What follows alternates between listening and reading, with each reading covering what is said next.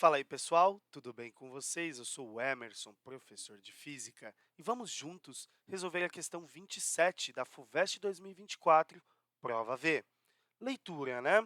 A questão fala o seguinte: uma empresa júnior de alunos de engenharia projetou um termômetro mecânico para medir a temperatura do óleo utilizado em máquinas e equipamentos, com base na variação da densidade do óleo com a temperatura.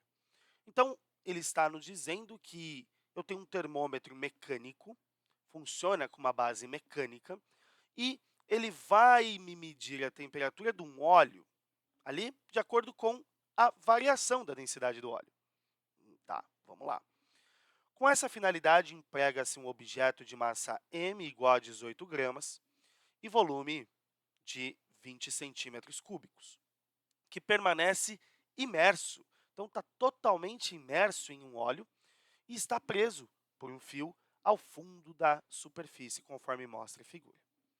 A temperatura é medida por meio da variação da tensão do fio, que muda devido à variação da densidade do óleo com a temperatura. Gente, olha essa situação, cara. Você tem um corpo que está submerso, preso por um fio inextensível. Esse fio inextensível está tensionando, está tracionando o corpo. Conforme você vai aumentando a temperatura desse óleo, a densidade dele vai mudando. Se a densidade do óleo vai mudando, a densidade relativa do óleo para com o corpo também muda. Então, o corpo, e se ele começar a ficar mais denso do que o óleo, ele começa a descer. Quando o fio estava esticado, o corpo começa a descer, o fio começa a ficar mais solto. A tração tende a reduzir. Tudo bem? O gráfico a seguir mostra a dependência da densidade do óleo com a temperatura. Olha só que interessante. A densidade do óleo ela vai reduzindo conforme a temperatura vai aumentando.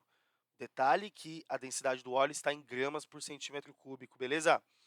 Nessa configuração, a temperatura, então queremos a temperatura no qual a tensão na corda se anula é. Quanto será a temperatura quando a tração na corda for zero? Detalhe, a temperatura está alocada onde? Está alocada no eixo x. Eu só consigo achar a temperatura relacionando com a densidade do óleo. Então, no fundo, para calcular, para achar a temperatura ali que eu quero, eu preciso da densidade do óleo. Tudo bem? Então, isso é um sistema mecânico, não é? O Veste já dá a dica, falou que é um termômetro mecânico. Então, vamos usar mecânica aqui. Vamos aplicar as leis de Newton, mais especificamente a dinâmica. Então, se o corpo está imerso num fluido, ele desloca o fluido, logo o fluido executa uma força vertical e para cima sobre o corpo, tentando expulsar ele, chamada de empuxo. Enquanto esse fio está tensionado, nós temos verticalmente para baixo a ação da tensão na corda. E verticalmente para baixo também temos a ação do puxão que a Terra executa nesse corpo, chamada de força-peso. Para o sistema em equilíbrio, jovem, acompanha comigo, vamos que vamos. O somatório de forças é igual a zero, não é? Então, o que eu vou fazer primeiro? Vou adotar um referencial. Meu referencial de sentido de forças eu vou adotar para cima.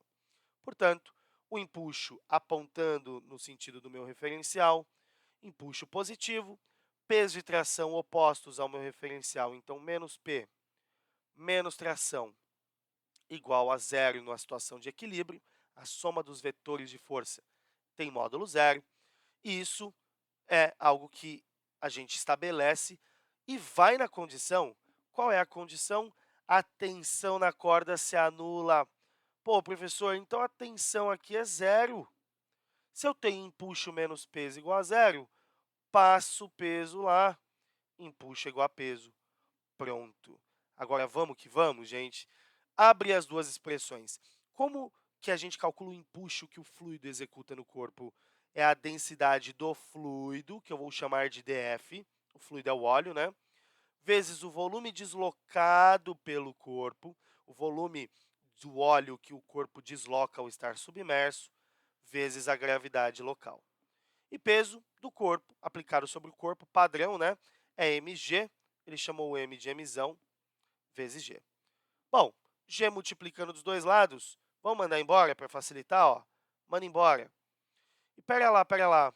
Massa do corpo, eu sei que a densidade do corpo, que eu vou chamar de C, é igual à massa do corpo sobre o seu volume.